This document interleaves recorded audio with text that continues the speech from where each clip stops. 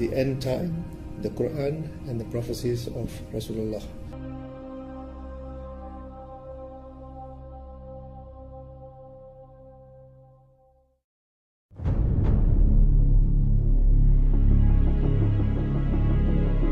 Body of Imran was discovered in 1897-98. That from 1897-98, events are now going to unfold in history which will function as a history repeating itself. The Zionist movement was created at the same time that the body of Imran was discovered. Over the last 100 years, what have happened since the body of Imran was discovered? It looks at the last 100 years and it shows you what are the events which have occurred over the last 100 years. Incremental dismantling of the House of Islam. Incremental dismantling of the House of Islam. From the time the body of Imran was discovered today, we enter into political analysis, we enter into economic analysis, into monetary analysis, into education analysis.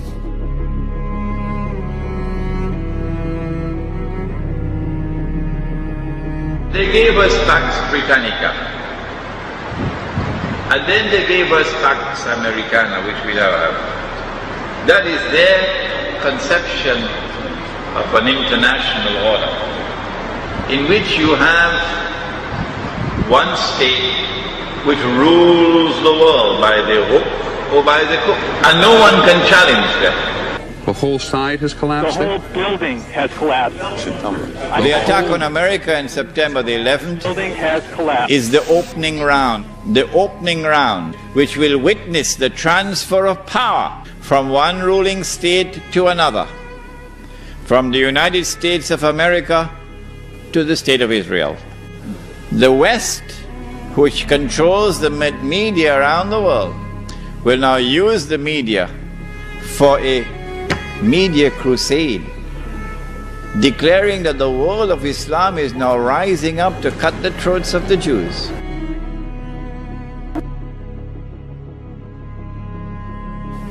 The Jews are now faced with the most perilous moment in their history. When the world is looking to Israel, what are you going to do? It is going to be the war which has already been planned long, long ago, with the use of a military power unmatched in history. Dazzling war, called. And they will seize the oil of the Middle East, and the territory of the state will expand. That will be the knock which will bring down monetary system.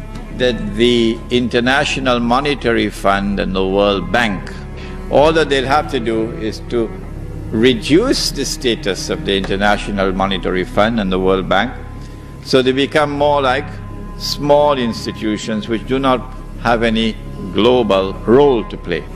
When the US dollar collapses and the rest of the world of paper money collapses, the United States can no longer function as the ruling state in the world. And power will now shift from Washington to Jerusalem. In the hadith, the Prophet ﷺ said that in Akhir Zaman, the Muslims will make an alliance with Rome. Who is Rome? Rome is a power capable of waging war, because Allah speaks in Surah Rum about Rome being victorious. And Rome was the Byzantine Orthodox Christian empire which had its capital in Constantinople.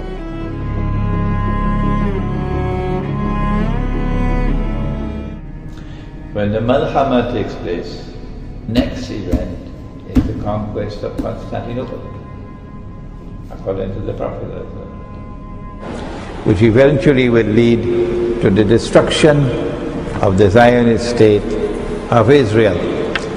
This is what this lecture does.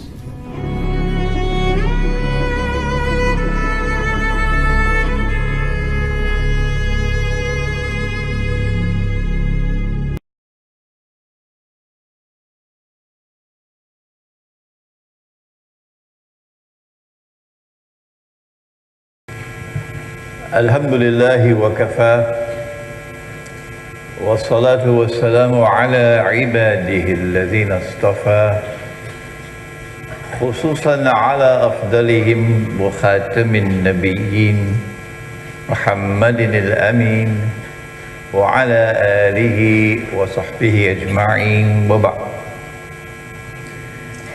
فأعوذ بالله من الشيطان الرجيم بسم الله الرحمن الرحيم ونزلنا عليك الكتاب تبيانا لكل شيء وهدى ورحمة وبشرى للمسلمين صدق الله العظيم.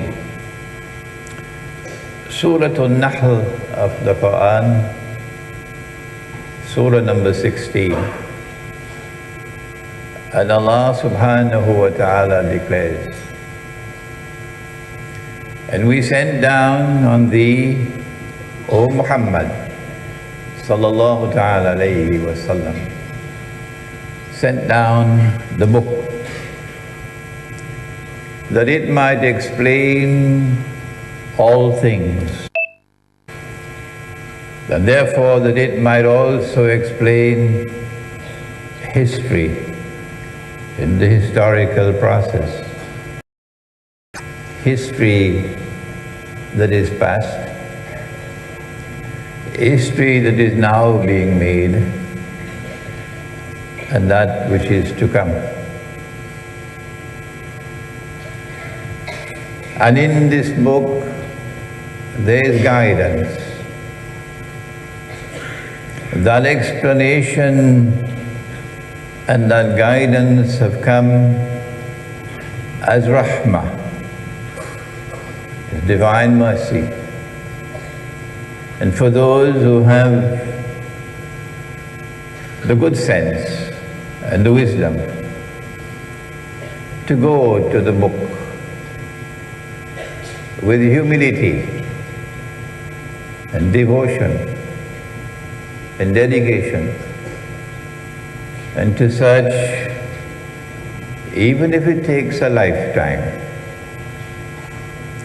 search for that explanation, search for that guidance. And then when they receive it, accept it and live it and struggle that it might prevail over all rivals and all falsehood. Bushra lahum. Good news and glad tidings for such people. They will understand what others cannot, and they will succeed when others will not. Respected Deputy Chancellor of the USM, University Science Malaysia here in the island of Penang, the President of the Penang Muslim League, the President or Chairman of the Yayasan Restu, Chairman of the Islamic Propagation Society of Penang International, and other organizers, brothers and sisters and students, Assalamu alaikum wa rahmatullahi wa barakatuhu. And let me not forget the distinguished scholar of Islam who is sitting in the front, our distinguished Sheikh Afroz Ali. Assalamu alaikum wa rahmatullahi wa barakatuh. What is Islamic eschatology and how important is it? Unfortunately, the answer is there before us, and we are all aware of it, and so my task is so easy tonight. Nabi Muhammad alayhi salatu wassalam had performed the farewell Hajj, and then Allah had sent down revelation in which he said, بعد أعوذ بالله من الشيطان الرجيم اليوم Akmaltu lakum deenakum. This day have we perfected for you your deen. So Washington can say what they want. It doesn't bother us. وَأَتْمَمْتُ عَلَيْكُمْ نِعْمَتِي. And we have completed our favor unto you. وَرَضِيتُ لَكُمُ الْإِسْلَامَ دِينًا. And we have been pleased to ordain for you Islam as your way of life. We thought that it was all over now. And then the Prophet ﷺ returned to Medina. And he had just about 81 days in his blessed life when this amazing event occurred, which introduces us to Islamic eschatology. When a stranger entered the masjid dressed all in white, no one knew him. He was not a resident, nor could he have traveled from outside because there was no sign of travel on him. So this is a mystery. Did he drop out of the sky? And he walked straight to the Prophet ﷺ. No one stopped him. And he asked the 5 questions. And the Prophet ﷺ answered the questions. And he would then say, your answer is correct. But this is strange. We only ask a question to the Messenger of Allah when we do not know the answer. But he knows the answer. And then he left as mysteriously as he arrived. And then the Prophet ﷺ turned to Umar radiallahu ta'ala. Do you know who he was? And Umar radiallahu ta'ala who said, Allah and His Messenger know best. So that was Jibreel alayhi salam, the angel Gabriel, who came to instruct you on your deen after that revelation had come down. After. Why? There must be something of paramount importance that Allah should send Jibreel alayhi salam in this dramatic way. In this, to use another word that you are familiar with, in this unforgettable way. You'll never forget it. What is it in this visit that is so important? The first 3 questions pertain to the stages of growth. That when you have had the faith, there is but one God, and there is no God beside Him. And this head which bows in worship before the one God should not bow elsewhere, for that is an unforgivable sin. And that Muhammad, Allah's blessings be upon him, is the messenger of Allah. And that you should fast in Ramadan, pay the zakat, etc. And then what is faith? Iman, and it is in the heart. It is when belief travels and penetrates the heart that you have faith. And so religion is not meant to be left only on the lips. You know, you drive to work, you drive back home, you have nasi biryani for dinner, sit down and watch TV and go to sleep. And that's life. No. Religion is meant to be lived. And sometimes when you want to live the truth, you've got to pay a price for it. Sometimes when you want to live the truth, you've got to pay a price for it, particularly in this age. But that's not the end of religion. There is a higher stage. And there are those in this gathering here tonight, I understand the hall has a capacity of 2,500 and you hardly have any seats that are vacant. We might have some 16 and 17 years old tonight. And so I speak to you tonight, if you are 16 and 17, that there is a higher stage of religion. When he was asked, what is al-ihsan? And he replied and said, أَن تَعْبُدَ اللَّهَ كَأَنَّكَ تَرَهُ, that you should worship Allah and serve Him as though you were seeing Him. But we can't see Him with these eyes. No. لَن تَرَانِي, he said to Musa alayhi salam. No, you cannot see me with these eyes. Well then how can we see Allah?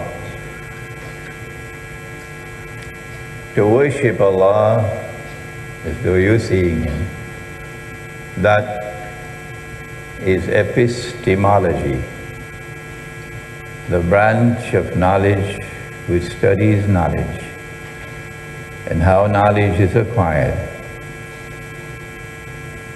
And that is at the heart of eschatology.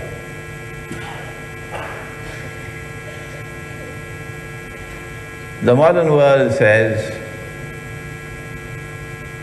that knowledge comes only from observation, from rational inquiry, from experimentation. But the Quran says no. The Quran says that there is external knowledge and there's also internal knowledge. That we have external eyes and we also have internal sight. Internal sight. I wish I could shout it out for those who still cannot hear, because they've been so secularized. Allah speaks in the Quran and He says, أَفَلَمْ يَسِيرُوا فِي الْأَرْضِ, will they not travel to the earth? Perchance that by traveling the dead heart might come alive. فَتَكُونَ لَهُمْ قُلُوبٌ يَعْقِلُونَ بِهَا أَوْ آذَانٌ يَسْمَعُونَ بِهَا فَإِنَّهَا لَعْمَى الْأَبْصَارِ وَلَكِنْ تَعْمَى الْقُلُوبُ الَّتِي فِي الصُّدُورِ. It's not these eyes which are blind. No. What is blind is the heart which is inside the chest. And so we have a different epistemology. We have an epistemology which says the knowledge also comes internally. Unfortunately, that's not taught in universities. And I'm conscious that I am the guest of a university tonight. The highest stage of knowledge, of religion, the highest stage of religion, and every Christian will agree with me, and every Jew will agree with me, and every Hindu will agree with me, and every Buddhist will agree with me. The highest stage of religion is to be able to see with the internal eye, with the heart. And then came questions 4 and 5, which is eschatology. When will the last hour come? Oh, I see. History is not endless. There is going to be an end to history. What are the signs of the last hour? Alamat as-sa'ah. This is the subject matter of eschatology.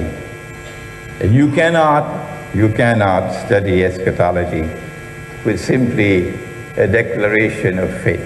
You need more than that. You cannot study eschatology simply by living the faith with sincerity and devotion. You need more than that. To study eschatology, you have to reach to the highest level. That the heart must also see. And the heart can only see when there is nur in the heart. Nur or light. And nur is not sold in the stock market. Yahdillahu li nurihi man yasha. Allah guides to His nur whomsoever Allah chooses to guide. And just remember, if you're 16 or 17, that the sexual revolution has not come by accident. That sex is not available today like sunshine just by accident. No. The reason why we have universal zina around the world today is because when you walk the road of zina, your nur will go. And you have only darkness inside of you. This is Islamic eschatology. This is the importance of the subject. And now to turn to an Islamic eschatological explanation of modern Western civilization. It is a fascinating subject, but it could not have been attempted until this time. So if you cannot find books on Islamic eschatology, if you cannot find scholars of Islamic eschatology, please remember that this is a newly developing branch of knowledge which could not have developed until certain events had unfolded in the world.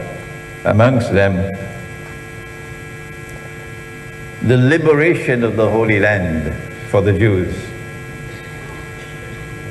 the restoration of a state of Israel in the Holy Land, and the growth of that Israel today to become a superpower, and the anticipation of a Pax Judaica, as our chairman mentioned, a Pax Judaica seeking to replace Pax Americana, because you know, the United States is in reversible decline. Someone should tell that to our governments. The United States is now in irreversible decline. And we have some fascinating things to share with you tonight on the US dollar. On the US dollar. That in the same way that Pax Americana replaced Pax Britannica, so too Pax Judaica wants to replace Pax America. It's only when these events started to unfold in history that it became possible for us to understand some verses of the Quran and to understand some ahadith of the Prophet ﷺ. But before we proceed now to the meat of the lecture, let us give a warning. Don't be too anxious to rush into the subject. Be careful. You need a versatile scholarship. You need proper methodology. And I have attempted in my book on An Islamic View of Gog and Magog in the Modern World, there's a chapter here on methodology, which I studied and got from my teacher, Maulana Dr. Fadlur Rahman Ansari, rahimahullah. Proper methodology. Internet, I've already explained that proper methodology. And you need to remain constantly studying the world around you. You don't just go to work and come back home and eat nasi biryani and go to sleep and hope that knowledge will come. No. If you're 16 or 17, you must prepare yourself for a lifetime of the pursuit of knowledge, to seek to understand the world around you, to seek to understand events which have passed, and then to be able to focus, for example, on the NATO summit which just occurred in Wales, ended yesterday, in which they have now branded Russia as their main enemy of NATO. Oh, that's stale news. We always knew that NATO was there for Russia. But they have PhDs in deception.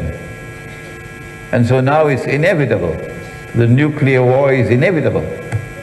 If you are focusing your thought on the world around you, you are in a position to study Islamic eschatology. And finally, Allah has to bless you with nur. And Allah chooses whomsoever He blesses with nur. If your job is more important to you, if your promotion is more important to you, if your freedom to fly, so your name is not on a no-fly list, if that is more important to you than the truth, forget it.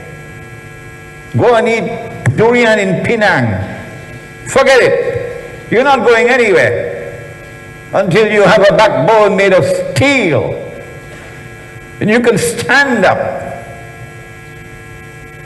Stand up for the truth regardless of the price you have to pay. They're going to say you're a terrorist.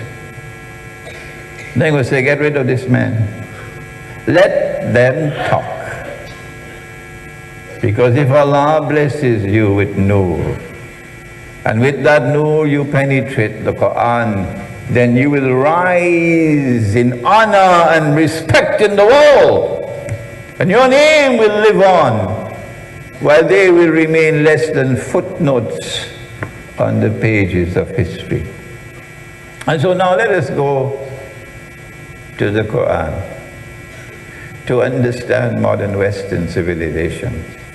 And I now have the impossible task of fitting in into 1 hour what should take about 4 or 5. So make dua for me. Allah speaks in the Quran in Surah Al-Rum. And if I have to cut corners, forgive me because of time. Allah speaks in the Quran in Surah Al-Rum about Rum. The word Rum occurs in the Quran only once. And He says, Alif Lam Mim, غُلِبَتِ الرُّوم. Rome has been defeated. فِي أَدْنَى الْأَرْضِ, in a land close by. Rome has been defeated in a land close by. Who is Rome? وَهُمْ مِنْ بَعْدِ غَلَبِهِمْ سَيَغْلِبُونَ. But after their defeat, they are going to be victorious فِي بِدْعٍ, in just a few years' time. Who is Rome? Who has been defeated just before this verse of the Quran was revealed, and who will be victorious in just a few years after the revelation of this verse of the Quran? Was Washington around at that time? Was London and Paris around at that time? Was NATO around at that time? Where have their sense gone? These people who identify Rome with NATO. Have you no sense in your head? Lillahi al-amr min qabl wa min ba'd. Decision making, defeat and victory is with Allah. The previous occasion and the subsequent occasion. And on that day when Rome is victorious, وَيَوْمَئِذٍ يَفْرَحُ الْمُؤْمِنُونَ, Muslims are going to celebrate. This is the Quran. Rome, of course, they can say what they want. Rome, of course, is Byzantine Christianity, which was based in Constantinople. And you would notice that your brother Imran always uses the word Constantinople. Mustafa Kamal can go and jump in the sea if he wants. It doesn't bother me. Why do I use the word Constantinople when Mustafa Kamal prohibited the use of the word Constantinople by law? In Turkey, the law is you cannot use the word Constantinople. The law. It doesn't affect me. Why? Because Nabi Muhammad ﷺ used the word Constantinople. That's why. لَتَفْتَحَنَّ الْقُسْطَنْطِنِيَّةَ. You will most certainly conquer Constantinople. وَلَنِعْمَ الْأَمِيرُ آمِرُهَا وَلَنِعْمَ الْجَيْشُ ذَلِكَ الْجَيْشُ. You will most certainly conquer Constantinople. In Akhir Zaman, not 1452, that bogus one. You will most certainly conquer Constantinople. This is to come. So he used the word Constantinople, and therefore it is sunnah to use the word Constantinople. So Mustafa Kamal is not going to program Imran Hosein, not at all. Orthodox Christianity based in Constantinople, that was Rome. And the Quran spoke positively about Orthodox Christianity. And the Quran gave to us a relationship that was friendly, that we celebrated when Rome was victorious. We celebrated Surah Al-Rum. And I'll go to Surah Al-Ma'idah. And Allah speaks in Surah Al-Ma'idah and says that in time to come you're going to find something strange. لَتَجِدَنَّ. You will most certainly find in time to come أَشَدَّ النَّاسِ عَدَاوَةً لِلَّذِينَ آمَنُوا الْيَهُودِ وَالَّذِينَ أَشْرَكُوا. You must not be afraid to quote the Quran. I remember I was at the State University of New York in Stony Brook just before 9/11.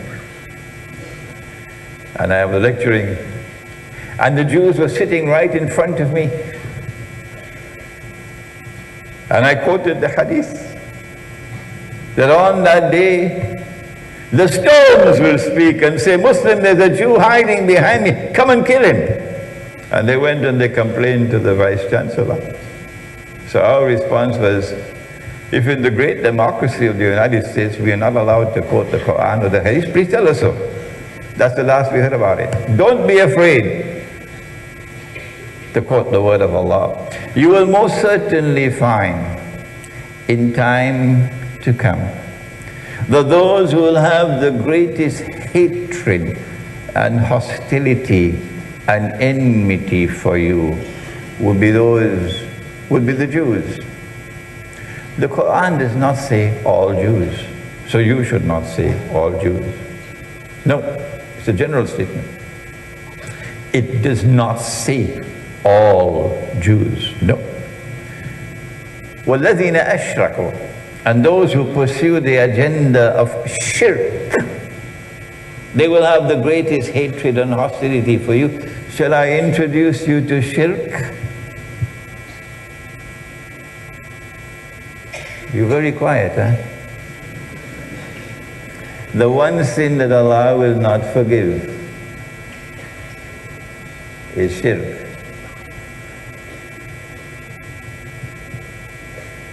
Revelation came down in Surah At-Tawbah, in which Allah took them to the task for worshipping the priests and rabbis. And then a man came to the Prophet ﷺ and said, O Messenger of Allah, but the Christians and the Jews don't worship their priests and rabbis. How could Allah say so? To which the Prophet ﷺ replied and said, did they not make haram, halal what Allah made haram? That is their shirk. If you make haram what Allah made halal, that is shirk. If you make halal what Allah made haram, that is shirk. And if I follow you in it, I am in shirk as well.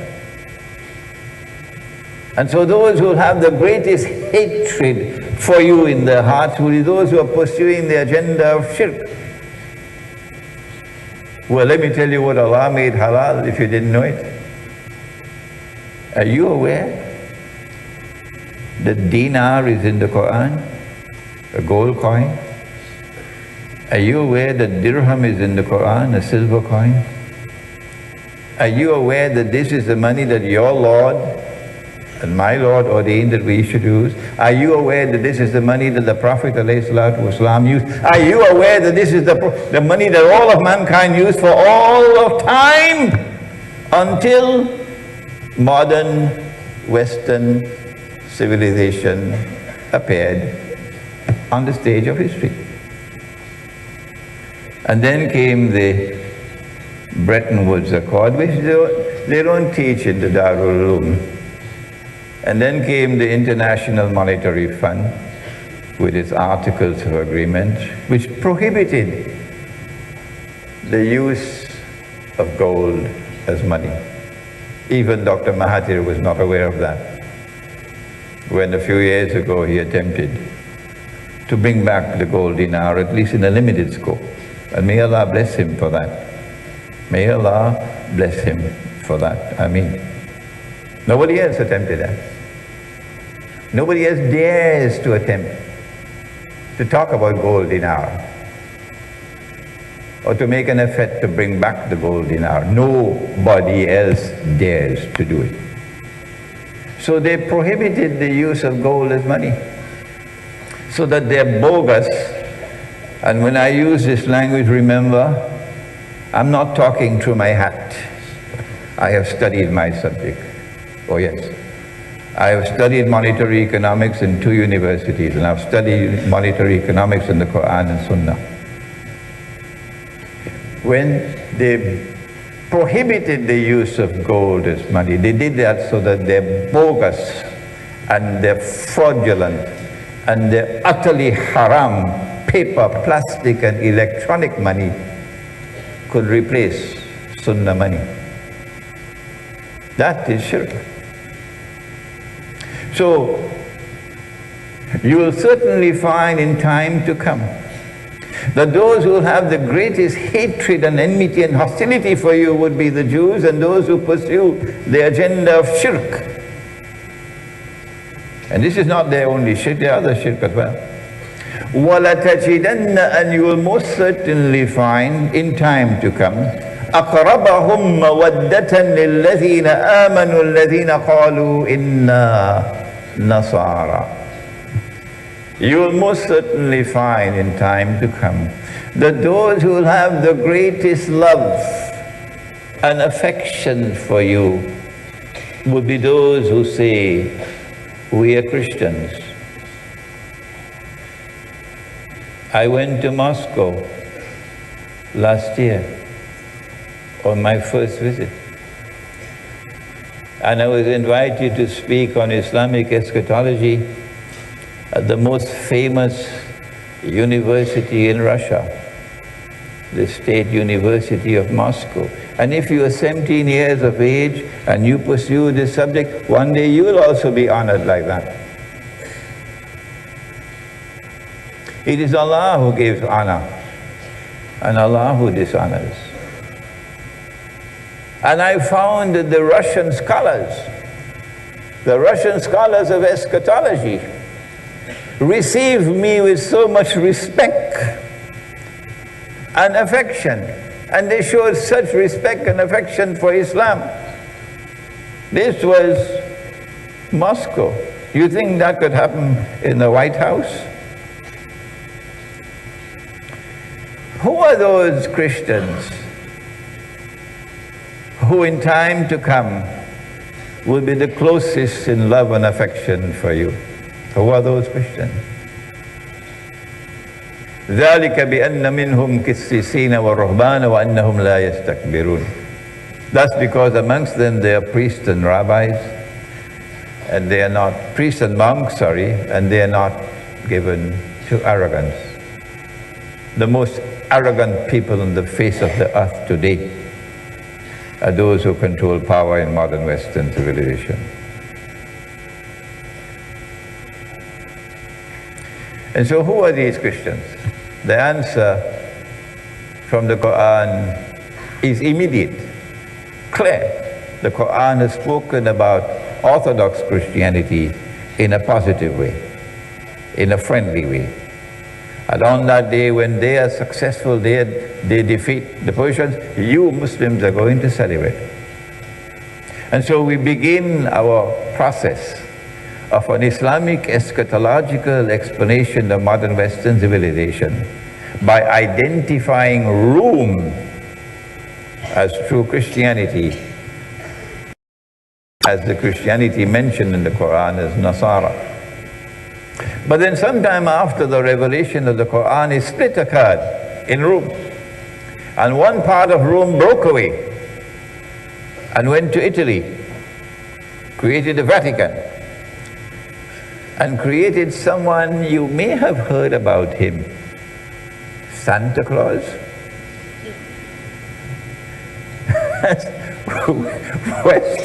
Western Christianity gave us the first time of history you have someone with a beard who will survive in the West. Santa Claus. And then Christianity in the West gives us Christmas on the 25th of December. But Eastern Christianity, they have a different day for celebrating Christmas. This one in the West launched the Crusades, the Pope. And when he launched the Crusades, he did it for two reasons. Number one, to take Constantinople. And number two, to take Jerusalem. So they were waging war on their own Christian people. So this was not a Christian war. No. Because European Christians were fighting against Byzantium to take Constantinople, and they did succeed. In the Third Crusade, I believe it was, and they conquered Constantinople, and there was a bloodbath, and they ruled over Constantinople for something like 80 years. They even conquered Jerusalem until Salahuddin Ayyubi came, and then he was able to recover it. And so the Crusades were not essentially Christian wars. If they were, how can you explain Christians fighting Christians? The Crusades rather were Western Europe. Modern Western civilization came out of Western Christianity. This was an obsession with two things. An obsession with Constantinople. And that obsession was yesterday on display in Wales in the NATO summit with Russia. An obsession with Constantinople and an obsession with Jerusalem. But that was not all. Something strange happened. The Christians had accused the Jews of the greatest crime of all. They alleged that the Jews were responsible for the crucifixion of Nabi Isa alayhi salam, and they said that Nabi Isa alayhi salam is God, so this is deicide, to kill God himself. And so there was tremendous hatred on the part of Christians for Jews. Great hatred for what had happened in the crucifixion. But lo and behold, very strangely, very mysteriously, Western Christianity now reconciles with the Jews. and build Jewish friendship, Jewish-Christian friendship, and the Judeo-Christian alliance comes into being. That Judeo-Christian alliance eventually gave to the world the Zionist Judeo-Christian alliance. Does the Quran have anything to say about that Christian world? Does the Quran have anything to say about that reconciliation and alliance between Christians and Jews? You would be surprised if you would take a little time to study the Quran, how the Quran explains the world today. It is in Surah Al-Ma'idah. And remember, proper methodology. Don't ever take a verse of the Quran in isolation. No. You have to go to the totality of the book. Allah says, He gives a command. Ya ayyuhalladhina amanu, O you who have faith in Allah. La tattakhidhu al-yahuda wal-nasara awliya. Do not take the Jews and do not take the Christians as your friends and allies. We have Christians, I'm sure, in this gathering here today, because there are Christians in Penang. Do not take the Jews and do not take the Christians as your friends and allies. Is Allah speaking about all Jews? Is Allah speaking about all Christians? Will you adopt the lazy schoolboy methodology, believing that Allah is speaking about all Jews and all Christians? No, He could not. Because other verses of the Quran make it plain and clear. He could not. Well then, which Jews and which Christians is He talking about? Don't take them as your friends and allies. Which Jews and which Christians? The answer is to be found in the words which follow. Ba'aduhum awliya'u ba'd. Do not take such Jews and do not take such Christians as your friends and allies, who themselves are friends and allies of each other. The Quran is anticipating, if you will allow that language, the emergence of a Judeo-Christian alliance. And when that Judeo-Christian alliance emerges in history, then you are commanded by your Lord, and you will have to answer in the grave if you disobey Him.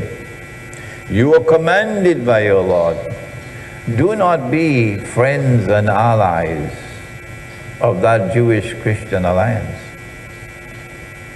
وَمَنْ يَتَوَلَّهُ مِنْكُمْ فَإِنَّهُ مِنْهُمْ. Whosoever from amongst you turn to them with friendship and alliance, you now belong to them. You've lost your Islam. Inna Allah la yahdi al-qawm al-zalimin. Surely Allah will not provide guidance for a people who are wicked. That Judeo-Christian alliance has a trademark. Its trademark is becoming more and more apparent every day that passes by. Previously it was concealed, and then it emerged with the scientific and technological revolution, which gave them power, military power. A mysterious scientific and technological revolution, and there's nothing which predates it which can explain it. Why is it that Western Europe and not Eastern Europe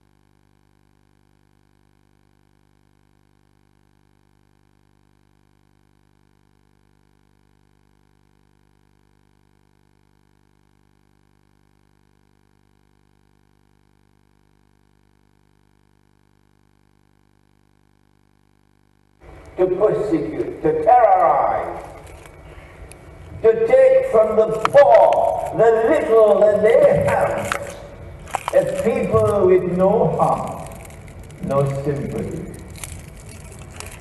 Wickedness. Surely Allah does not provide guidance for a wicked people.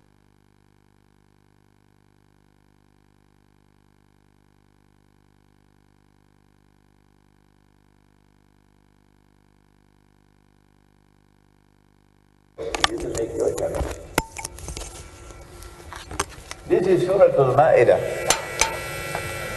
Allah speaks positively about that Christian world. وَيَوْمَئِذٍ يَفْرَحُ الْمُؤْمِنُونَ. Byzantium, Orthodox Christianity, and Russia today is the head of Orthodox Christianity. And Nabi Muhammad alayhi salatu wasalam said about Akhirul Zaman, that in Akhirul Zaman we are going to make an alliance with Rome, we Muslims. Today, unfortunately, it's only Shia Islam which is making that alliance. And Sunni Islam is either eating Teh Tarik and drinking, eating roti canai and drinking Teh Tarik somewhere, or fall asleep. That's Sunni Islam. That's Sunni Islamic scholarship. And Allah speaks about this Christian world, which enters into an alliance with Judaism, a Jewish-Christian alliance. And Allah prohibits us from being friends and allies of these people. This is the foundation of an Islamic eschatological explanation of modern Western civilization. Modern Western civilization did not only use power to terrorize the world, waging war all over the world, conquering territories, colonizing them at the point of a bloody sword, including the Malay. Innocent people, we didn't do them anything. Yet they came with their armies and they colonized.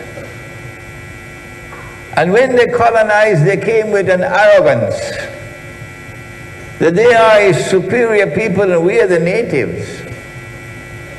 And we must give up our way of dress. And we must dress like them. We must give up our language and we must speak their language. We must give up our roti canai and eat the Kentucky Fried Chicken.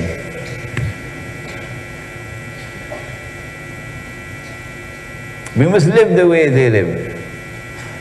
And then we'll be civilized. That is the arrogance they came with. A racial arrogance. A cultural arrogance. It was the white man's burden to civilize the non-white people. It's called jingoism. And we had enough of it. And then, when they ruled over us, they did something even more mysterious. They didn't come to rule over us simply to rip us off and to take all that they can take, suck all the wealth that they could get. No, they had another agenda. They came with an agenda to destroy all our institutions, political and economic, educational, social, religious, and replace them with institutions made in Europe. They even took away our money and replaced it with their bogus money. And then they mysteriously decolonized while we were drinking Teh Tarik, of course. They decolonized.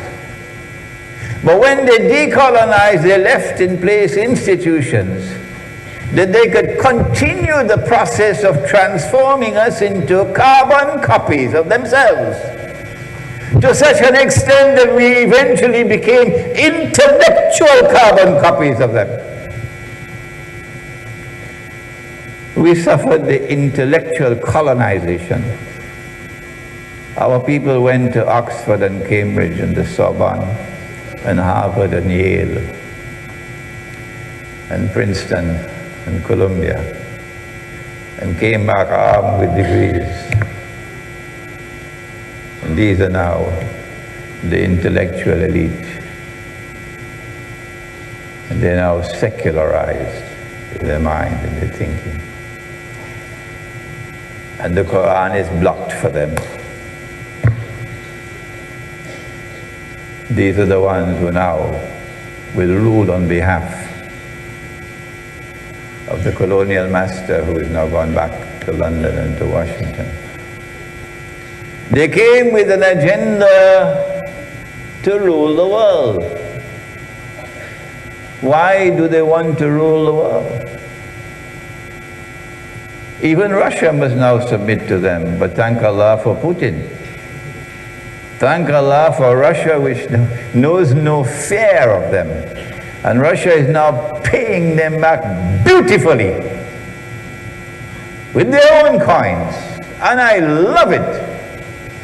They're being taught a lesson that they should have been taught a long time ago. And Imran Hosein is proud of what Russia did in Crimea. Governments could vote as they want at the United Nations, it doesn't bother me. Because Islamic eschatology gives us a different way of looking at it. They came with an agenda to rule the world. That their civilization is now the supreme, the best that history has ever produced and will ever see.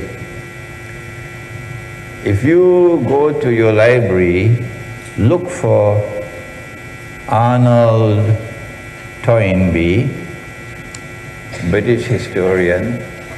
Look for a book entitled Civilization on Trial. I'm talking to you if you're 17 years of age. When I was 12, my father had books on Islamic philosophy in his library, and at 12 I was reading his books, so there's no excuse for you. Civilization on Trial, written by Arnold Toynbee. I think it was published in the 1940s. It's a classic. And you'll see in that book where the British historian says it very plainly, that modern Western civilization emerged as the chosen of the Lord Most High. We are the chosen people. We have to rule the world. The rest of mankind are like cockroaches. Why do they want to rule the world? They now colonize, and then they decolonize, and they give us now the modern state. And the modern state has to be dressed up in a jacket and tie and introduced to the United Nations Organization. And the United Nations Organization has a Security Council. And in the Security Council, they got the veto. They got the veto. So it's a world government. And they're ruling the world. And then they gave us an economy which is now linked all around the world. There's no such thing as an isolated economy anymore. And the linkages of the economy around the world is called the world economy through the banking system. They gave us the bank. We never had banks before. No. They gave us the banking system. And the banking system is based on something called riba. And if you don't know it, riba is haram. Allah has made riba haram. But tonight is not the time for us to talk so much on that subject of riba. And through the banking system, they seek to control the economy around the world. And then they gave us the monetary system. And before we end the talk tonight, we've got to speak some more about the monetary system. Why do they want to rule the world? Modern Western civilization. How do we explain the emergence of a ruling state? Britain. A little island off the coast of Europe. Never played any special role in history. Then suddenly Oliver Cromwell comes along with an alliance with Jews to pursue a Jewish agenda for the state of Israel to be restored in the Holy Land, Oliver Cromwell. And then Britain becomes the naval power par excellence of the world. And Britain controls every single naval port in the world that is of strategic importance, including Singapore. And Pax Britannica emerges. But Britain has a mysterious relationship with the Holy Land, starting from Oliver Cromwell. And then the Balfour Declaration, that it is the intention of the British government to work for the establishment of a Jewish national home in the Holy Land. And then Britain acts as the midwife for Israel to be born. And then comes the period between the First and the Second World War, when a new actor emerges, the United States of America, to replace Britain. And Pax Americana comes along with the same obsession with the Holy Land and Israel. Are all these things happening by accident? Will you not think? Did the Quran not come لِقَوْمِ يَتَفَكَّرُونَ, to a people who would think? Did Allah not send the Quran لِقَوْمِ يَتَفَكَّرُونَ? Did He not send it down to a people who would not only think, but think things out? There is an explanation. There is an Islamic eschatological explanation for this obsession of Western Christianity in its alliance with Judaism and modern Western civilization. Russia is not a part of Western civilization. Its obsession to rule the world. And the explanation is in Dajjal. Yes, it's a messianic explanation.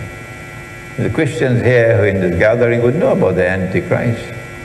Did the Prophet not say, sallallahu ta'ala alayhi wa sallam, that when Antichrist or Dajjal is released, he will live on earth for 40 days.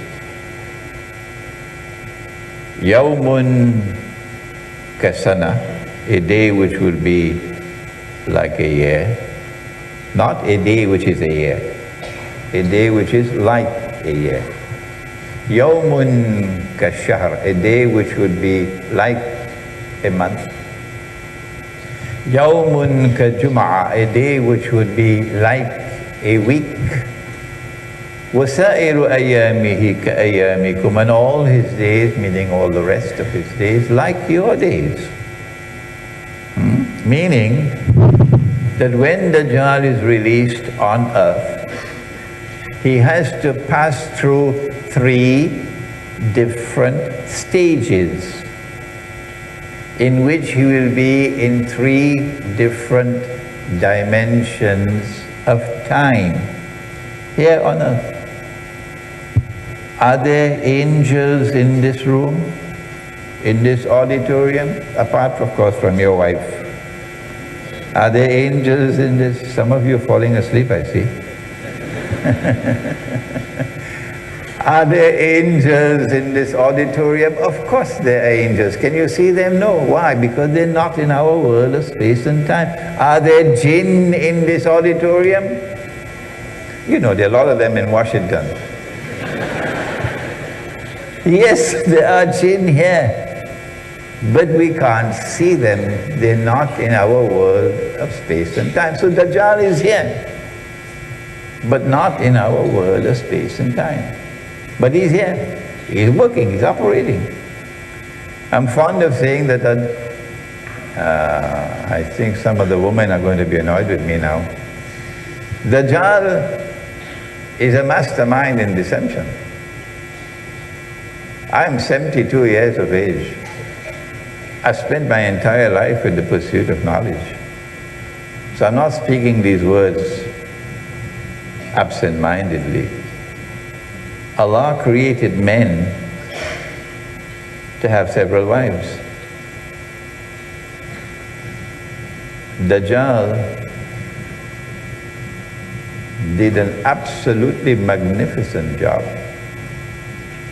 in brainwashing the women of the world, who in turn brainwashed the men.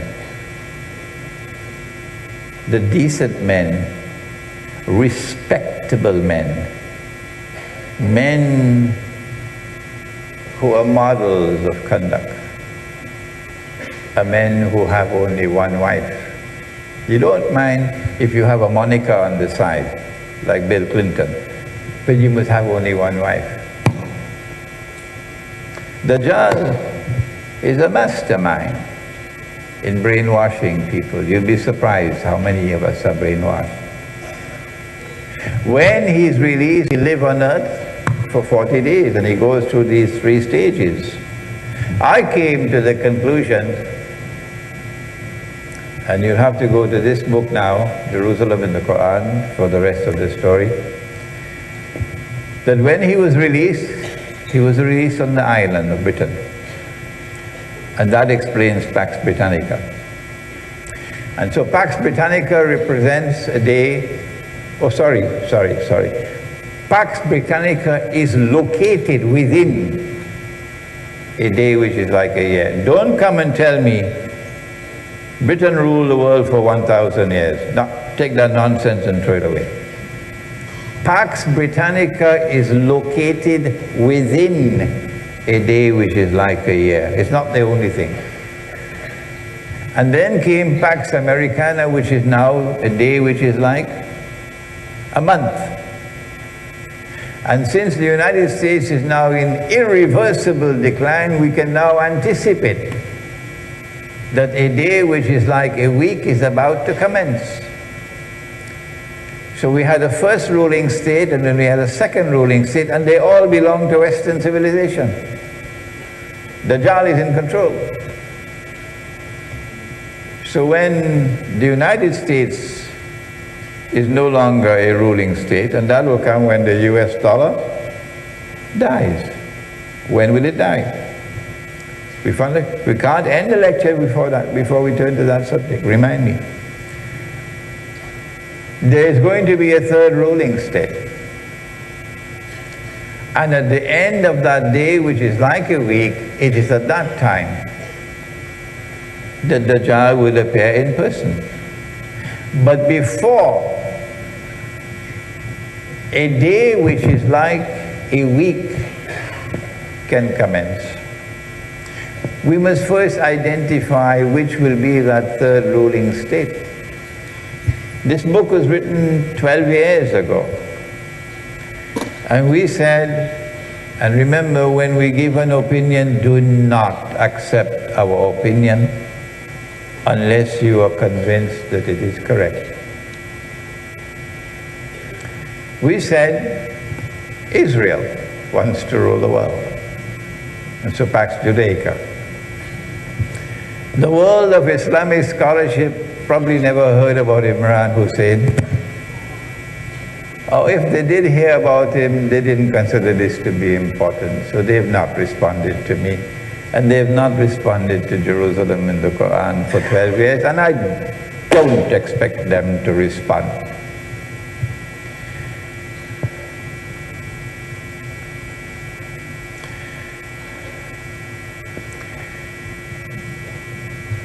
Before Israel is small. Before Israel can rule the world, something has to happen to make the world smaller. That's the Malhama. The Prophet spoke about the Malhama. The Christians call it Armageddon. That Malhama is now around the corner. Notice what NATO just did yesterday, branding Russia as the main enemy. So the Malhama is going to be nuclear war. Nuclear war is going to produce all those mushroom clouds, thousands of nuclear weapons exploding. Russia got thousands of her own. And she's going to lose them. She's going to lay off all of them. All of them. When those mushroom clouds come out from the nuclear explosions, my understanding is that is the Dukhan. Remember the 10 signs of the last day? What are they? The 10 major signs. Number 1, Dajjal. Number 2, Gog and Magog. Number 3, the return of Nabi Isa alayhi salam. Number 4, Dukhan, smoke. Number 5, Dabbatul Ard, the beast of the earth. Number 6, that the sun will rise from the west. Number 7, 8 and 9, 3 earthquakes in which the earth sinks down and swallows what it swallows. 1 in the east, and 1 in the west, and 1 in Arabia. And number 10, that the fire will come out of Yemen and drive people to their place of assembly. So that one, the smoke, Dukhan.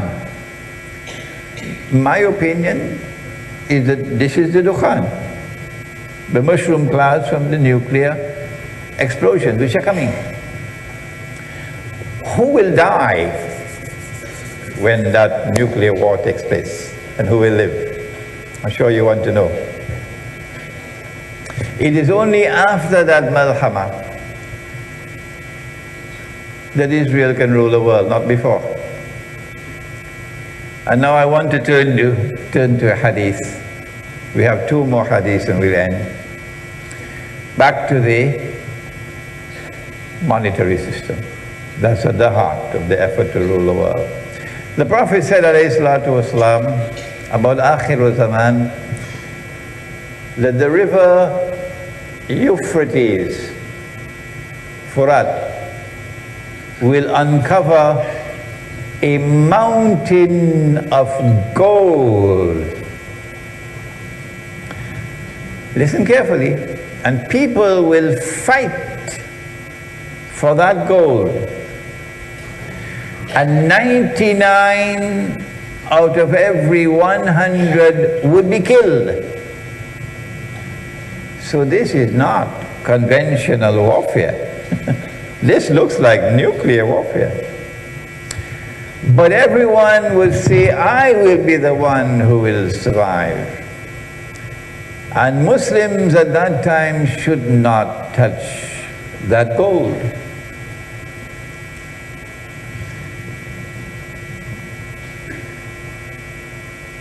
Proper methodology is that we should recognize that this is religious symbolism.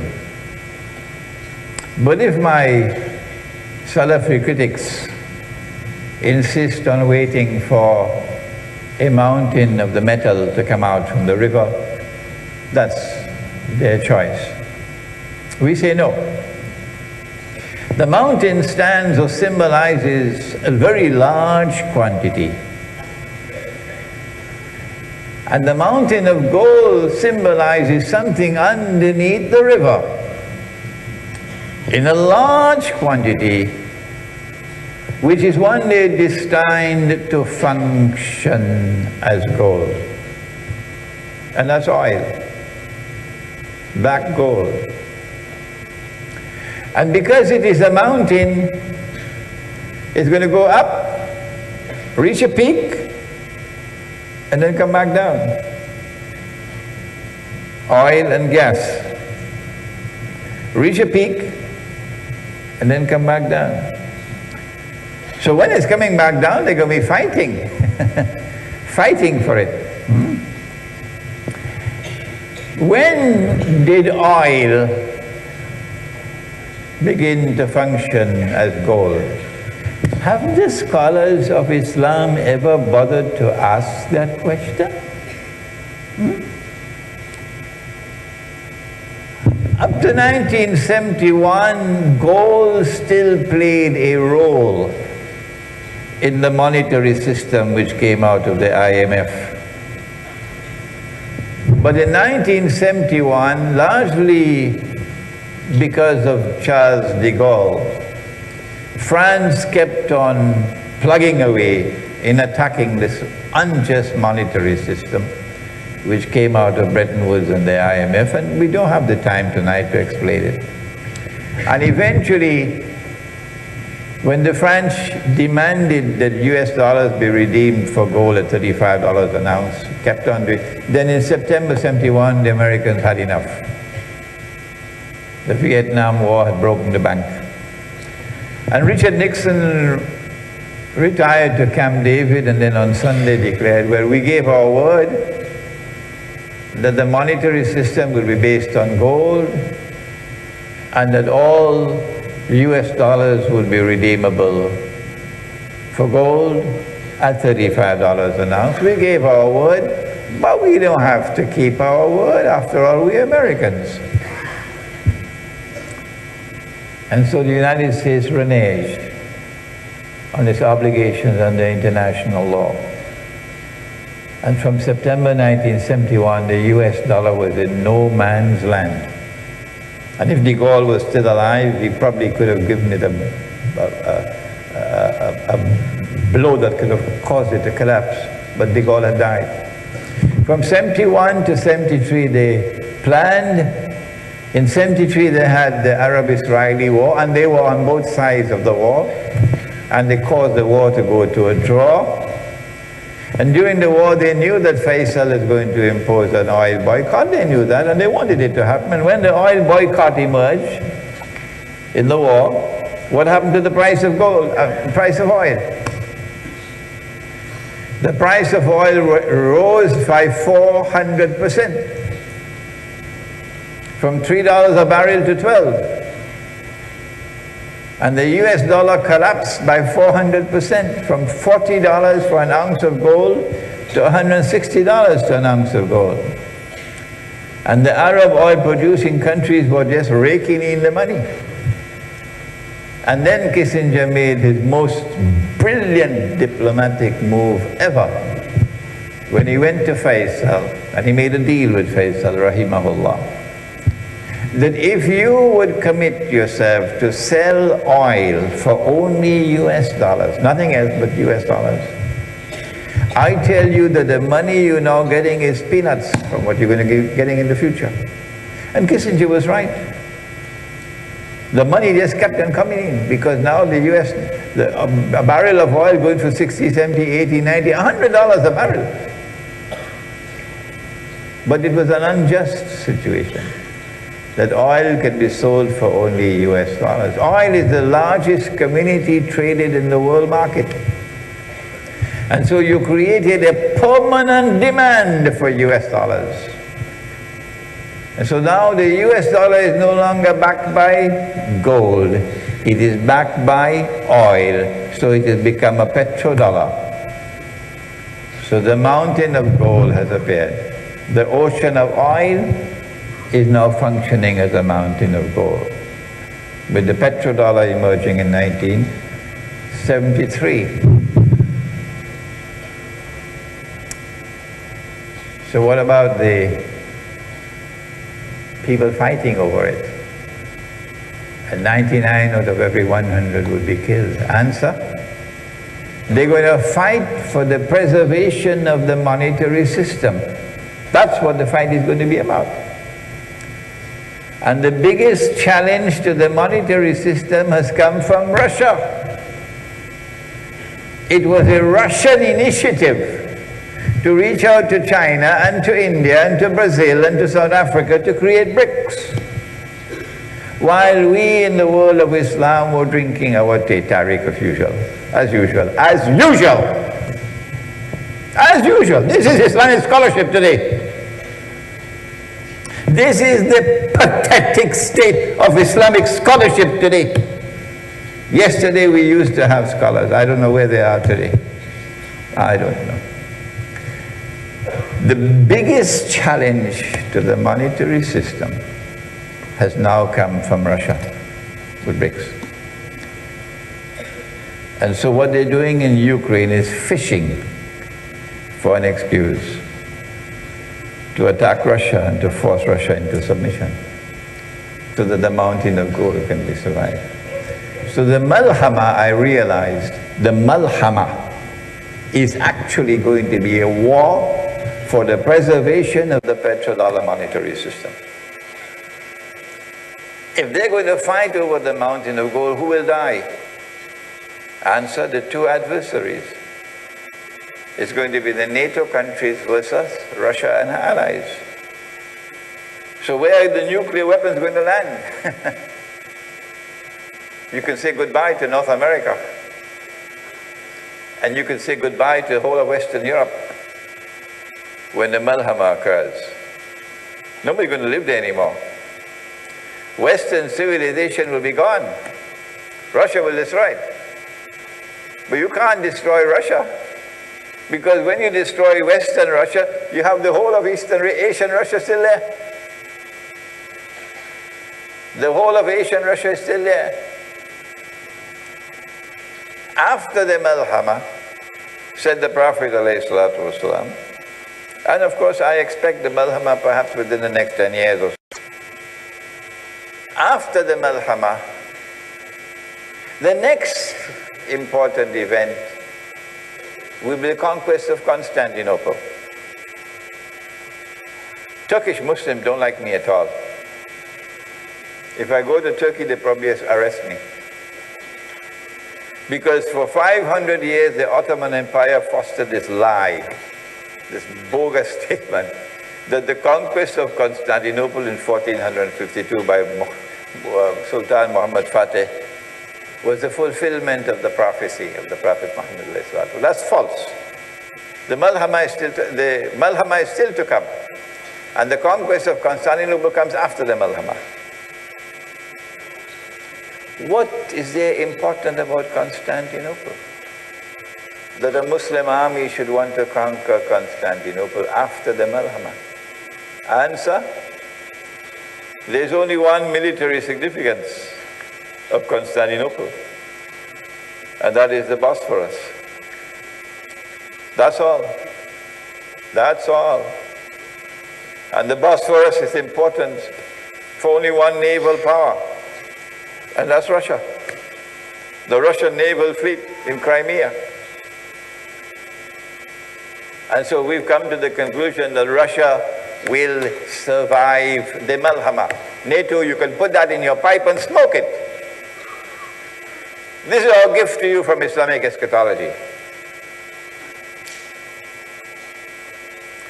Well then, if the monetary system does not collapse with the Malhama, if after the Malhama a day like a week commences, and the Zionists in Israel are now able to rule the world because Western civilization and Russia are no longer there. Western Europe, Russia. Well then, how will the monetary system collapse? Because that is the heart of their power. Not the military, it's the monetary system. That is the heart of their power. Let me quote one more hadith and then we'll be finished. You'll be surprised how much there is to find, you can find in the Quran and in the hadith. You'll be surprised. The Prophet said, sallallahu ta'ala alayhi wa sallam, about akhirul zaman, that the earth will vomit columns of gold and silver. I read the hadith about 20 years ago. I put it in one of my books. Well, I never understood it. What is this vomiting? How can the earth vomit? Until I went to Jakarta last month for a retreat on the Muslim village. And one of the participants in the retreat mentioned that in Java, you can't prevent people from digging from gold because there's gold all over. And the gold comes out from the volcanoes. Oh, Imran, Hosein, oh, that is it. It clicked for me. That's the vomiting. That in Akhirul Zaman, volcanoes are going to erupt and columns of gold and silver are going to come out. It is when that avalanche of gold and silver appears that that's goodbye. Zionists rule over the world of money. Where will it occur? Obviously, it has to be in Indonesia. They tell me they have something called a ring of fire. Active volcanoes from Sumatra all the way down. And you already have gold coming out in small quantities. And so Akhirul Zaman is going to witness a huge avalanche of gold coming from these volcanoes. Whether Lee Kuan Yew likes it or he doesn't like it makes no difference. The gold is going to come out. And when that gold comes out, that will be the end of their control over money. I wish we could spend some more time on this subject, but I've taken too much time already. What I've done tonight, by Allah's kindness and grace, is to share with you a method of using the Quran and using the Ahadith to explain the world today, and in particular, to explain the phenomenon of modern Western civilization. To warn you of Allah's command, don't take them as your friends and allies, and turn to the hope and pray that tonight in this hall somebody be touched in your hearts, and somewhere and somehow in Malaysia we can establish an institution to teach Islamic eschatology, outside of a university, however. If we can do that, if we can establish an institute of Islamic eschatology here in Malaysia, you'll be surprised.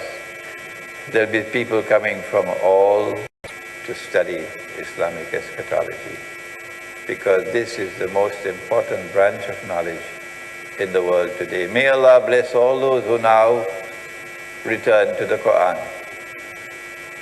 with humility, with dedication, with faith, with tears in your eyes and tears in your heart, to struggle for the knowledge and guidance and explanation which is in the Quran, and then to apply that in the world today. رَبَّنَا تَقَبَّلْ مِنَّا إِنَّكَ أَنْتَ السَّمِيعُ الْعَلِيمُ وَتُبْ عَلَيْنَا يَا مَوْلَانَا إِنَّكَ أَنْتَ التَّوَّابُ الرَّحِيمُ بِرَحْمَتِكَ يَا أَرْحَمَ الرَّاحِمِينَ. Ameen. Yes.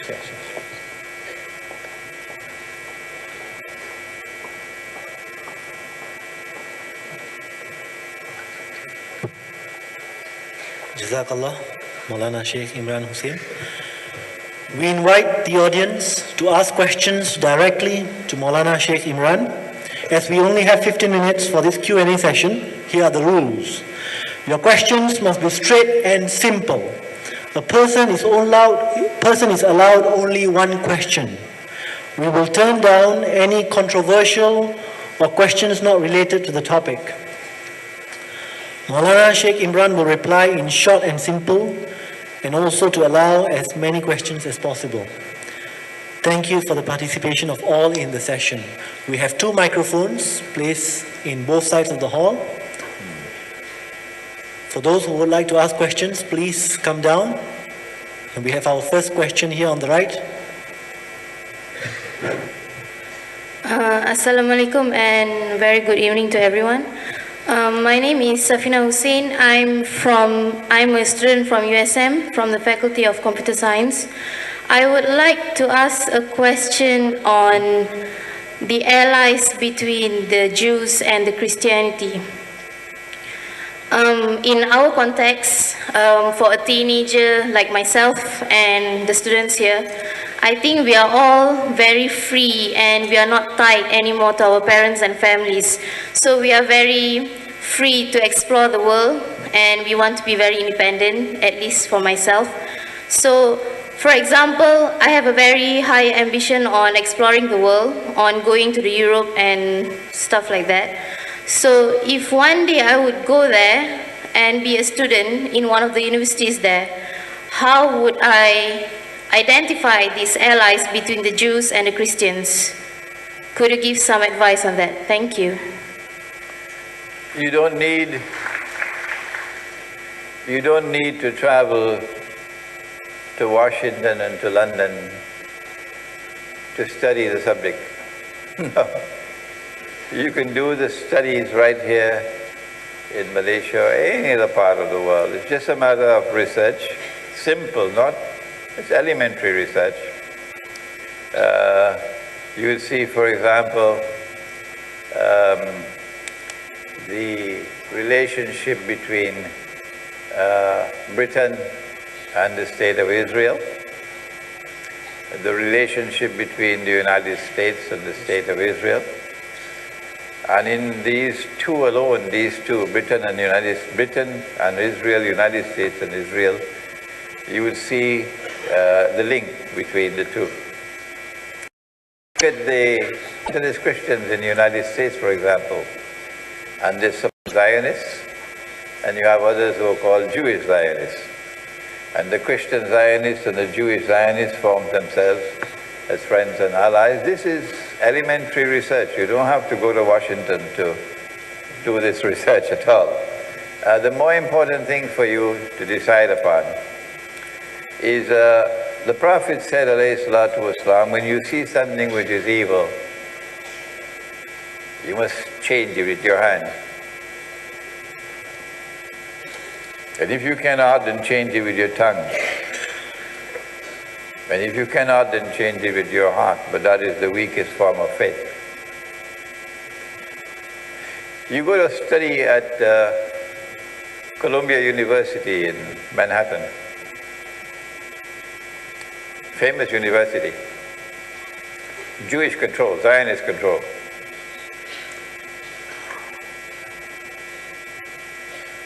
And the United States government and its supporters are waging war on your people. Unjust war. There are three kinds of lies. There are simple lies. There are monumental lies, and then there's 9/11. And they blame 9/11 on us, Muslims and Arabs. And you know it's a lie. It's false. The evidence is already there. Most Americans believe the American government is lying on 9/11. But you go and you remain in the United States. In order to do your studies there, you got to keep your mouth shut. Because if you stand up and say 9/11 was not done by Muslims, no, that's the Israeli Mossad. Would you be able to continue your studies? No. Your name will probably be on a no-fly list. So in order to be able to pursue your studies in the United States, you got to put your tail between your legs and keep your mouth shut. There's no integrity in that. No. Had I remained, I had a U.S. green card. I left the United States 2 weeks after 9/11. I had a very high profile in New York. And my profile was rising over the United States. I left the United States 2 weeks after 9/11. I've never put my foot in that country again. Why? Not because I did not benefit from my stay in the United States. I benefited tremendously. I learned a lot while I lived in the United States. But I knew that I would not have the freedom anymore. And for me, it was more important to be in a place like Malaysia. And the government of Malaysia has never even once placed any obstacles in my path. Preaching Islam and teaching Islam. Never once in the 22 years I've been visiting this country. But if I were to preach Islam the way I do, would I survive in the United States? There's something called integrity. There are things in life that money cannot buy. One of them is integrity.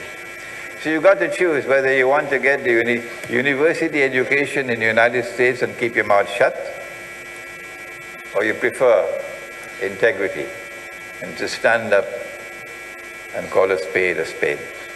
The choice is yours. Assalamu alaikum to everyone. My name is Ayman Zaid. I am from the School of Social Science.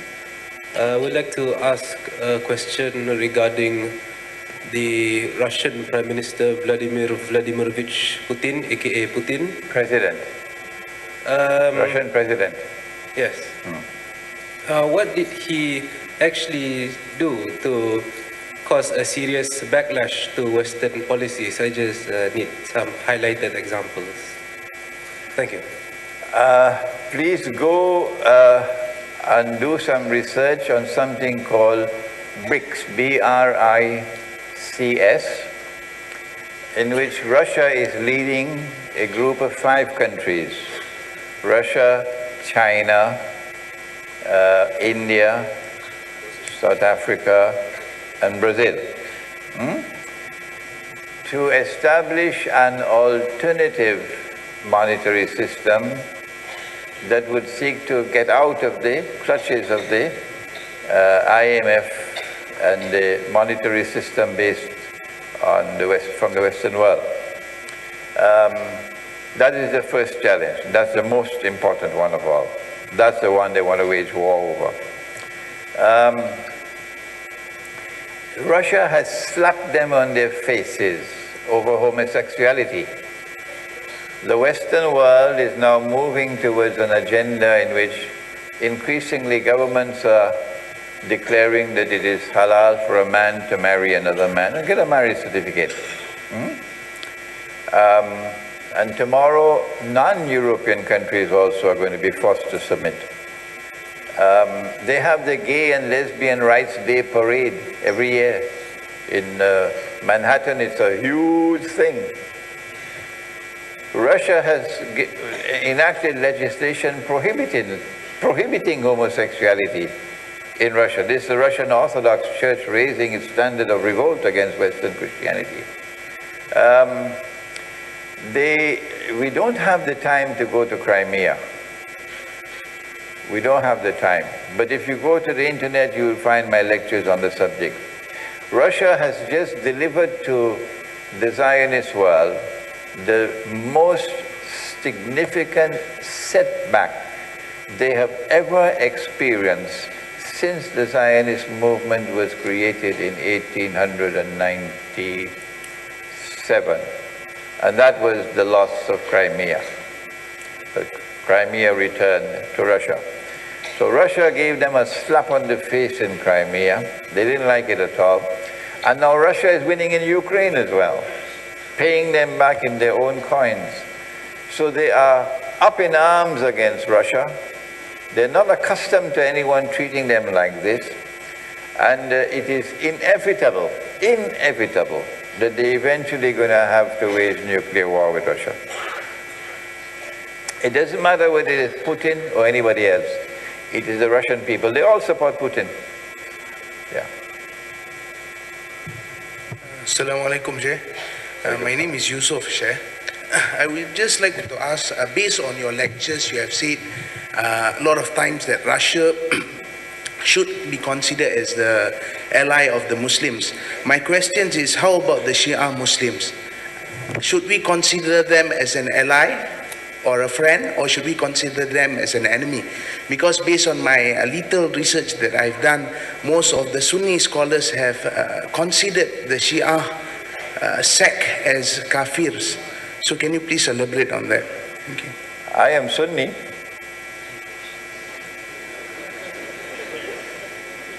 I had a great Sunni scholar as my teacher. He had a very great Sunni scholar as his teacher. We never spoke about Shia as kafirs, kuffar. So I don't think it's right for you to say that's the way the Sunni world operated. If the Sunni world considered the Shia to be kuffar, then can you answer me? How do you explain that for more than 1,000 years of our history, no matter who ruled over the Hajj, The Shia were never prohibited from performing the Hajj. How can you say that the Shia are kuffar and you have never done anything to prevent them from performing the Hajj? You've never raised your voice to say they should not perform the Hajj. You've never demonstrated on the streets to say they should not perform the Hajj. Where is your fatwa of kufr? It's a joke. It's a joke. The Hajj is coming. Nobody is protesting anywhere on the face of the earth about the Hajj, Shia performing the Hajj, and yet fatwa of kufr. It's a joke. No. Those who want to consider the Shia to be kuffar, that's their choice. We say no. For a fatwa of kufr to have validity, it must have ijma'ul ummah. And we've never had ijma'ul ummah. No. I went to Iran for the first time last year, and I engaged with the ulama. There was one session, about 40 of them, and they were all scholars of ilmu akhirul zaman, all of them. And while we did differ with each other, I tell you, it was a very respectful discussion and a very friendly discussion. And at the end of it all, we remain as brothers.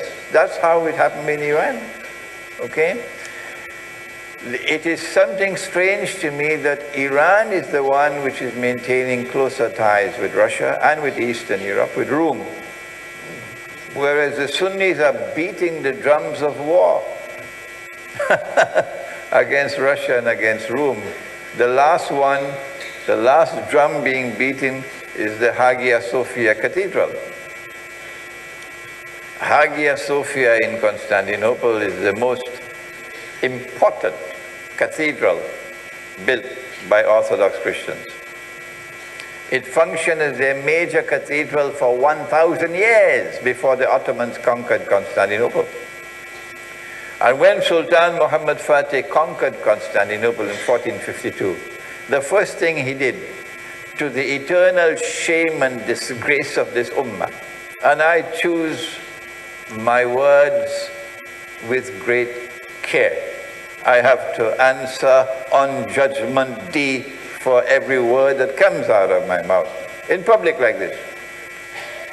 It was manifestly shameful, disgraceful, and sinful on the part of the Ottoman Sultan to take the greatest cathedral of Orthodox Christianity and convert it into a masjid. Shame on him. If no one else will say it, I will say it. Shame on him. That's not Islam.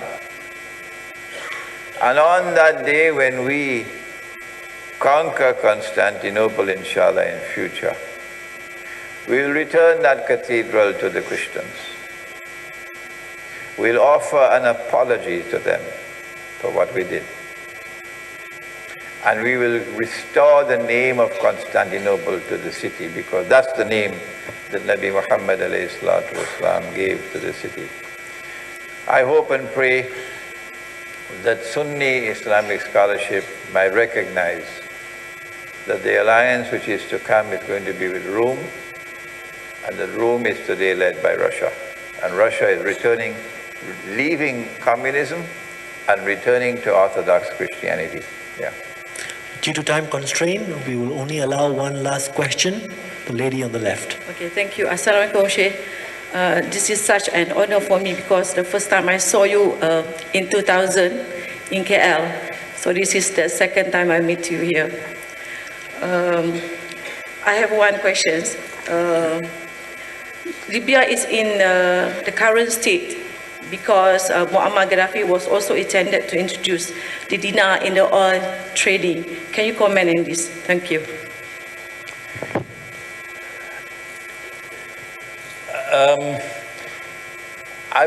I have to confess that I was not aware of the Libyan government's intention of introducing a gold-backed monetary system for Africa. I was not aware of this, okay? And most certainly, this would be one of the reasons why they wanted to get rid of Muammar Gaddafi. As soon as they got rid of Muammar Gaddafi, Libya went back into their arms. Number two, Libya had taken all her gold out of the IMF. And Libya had kept all her gold within Libyan territory, which is something they don't want. They don't like that at all. But more importantly, if Dajjal is to rule over the Holy Land and convince the Jews that he is indeed the true Messiah, then the state of Israel will have to expand its territory to encompass the biblical frontiers of the Holy Land. You'll find it in this book. The biblical frontiers of the Holy Land are false. The biblical frontiers of the Holy Land are from the river of Egypt to the river Euphrates. And so the Holy Land includes the eastern delta of Egypt, from the river Nile to the Red Sea. That's called the eastern delta. Unless Israel takes physical control of that territory, no one will accept Dajjal as the Messiah. So Israel has to wage a war of territorial expansion, which will come this side to take the eastern delta. It is in planning for that war that NATO has installed herself in Libya, so that when the attack on Egypt takes place, Israel will attack from the east and NATO will attack from the west. They will be bombarded from the Mediterranean Sea with the naval power, and you now have southern Sudan as an Israeli state. They broke away southern Sudan from northern Sudan, and southern Sudan is in the hands of the Israelis. So Egypt would be sandwiched in between, and there'd hardly be any hope for Egypt. It is again to our everlasting shame and disgrace that Muslims allow themselves to be duped, as they're being duped in northern Iraq now, this so-called ISIS, taking weapons from you know who, the Santa Claus. Santa Claus gave them weapons to fight the bogus jihad in Libya. Santa Claus gave them weapons to fight the bogus jihad in Syria. And Santa Claus is giving them weapons to fight the bogus jihad to create some bogus caliphate or khilafah now in northern Iraq. But not all of us are fools. They are the fools who took the weapons in Benghazi and then waged a war for the Zionists. And as a consequence of that war which they waged and overthrew the government of Gaddafi, and I am not a supporter of any government. Today, Libya is a Zionist state controlled by NATO. That's the folly we have when we have fools waging a bogus jihad.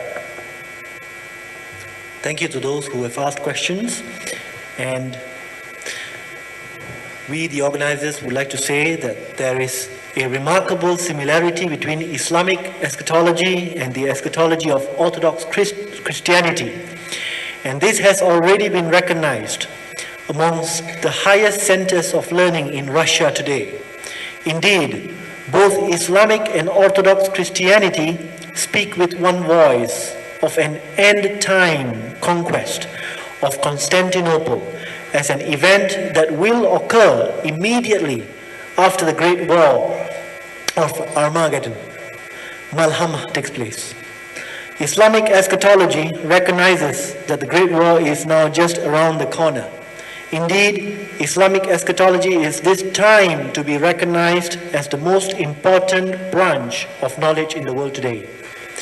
In aspiration that the end-time generation be properly educated in the epistemology of Islam, Maulana Sheikh Imran Hosein is today dedicating his efforts in the development and implementation of the Ansari Institute of Islamic Eschatology in Malaysia and other parts of the world.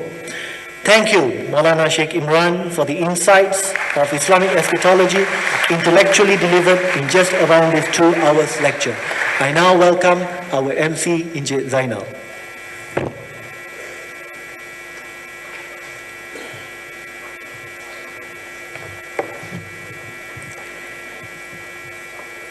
Thank you, Dr. Amir Shah.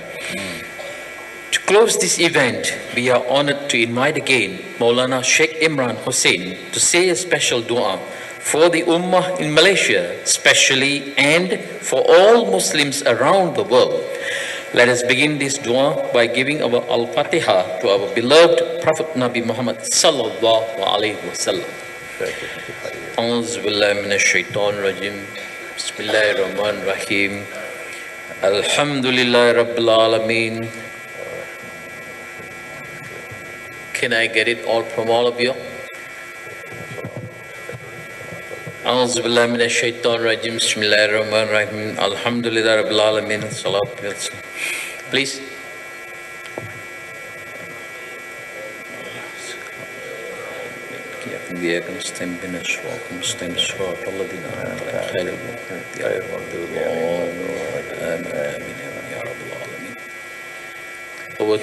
ربنا تقبل منا إنك أنت السميع العليم وتب علينا يا مولانا إنك أنت التواب الرحيم.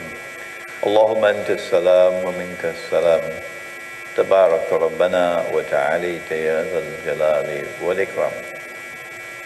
اللهم أرنا الحق حقا وارزقنا اتباعه. O Allah, kindly show us truth as truth, and take the veils from off our eyes and grant that we will recognize it as truth and follow it. وَأَرِنَا الْبَاطِلَ بَاطِلًا وَارْزُقْنَا اجْتِنَابَهُ. And O Allah, kindly show us falsehood as falsehood, and take the veils from off our eyes and grant that we might recognize it as falsehood and reject it. Allahumma arina al-ashya'a kama hi. O Allah, kindly show us things as they are, that we might not be deceived by what they appear to be.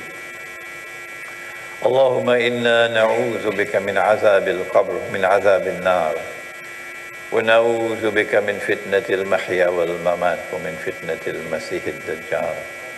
We pray to thee, Allah, for the nur. We wish to be able to recognize the fitna of Dajjal. We pray to thee, Allah, and beg of thee for protection from the fitna of Dajjal. We pray to thee, Allah, for all those gathered here in this hall at the University Science Malaysia, and for those here in this country of Malaysia, that, O Allah, that they may be guided to the truth, to recognize the reality of the world today, and to remain faithful to the truth which has come in the Quran and from Nabi Muhammad alayhi salatu wasalam, and to stand up for it regardless of the price they have to pay. Allahumma salli ala Sayyidina Muhammad wa ala ali Sayyidina Muhammad wa barik wa sallim. Subhana rabbika rabbil izzati amma yasifun wa salamun ala al-mursaleen walhamdulillahi rabbil alameen. Ameen. Ameen. Ya Rabbal Alameen. May Allah bless, protect and guide us all. Thank you, honorable guests and all participants.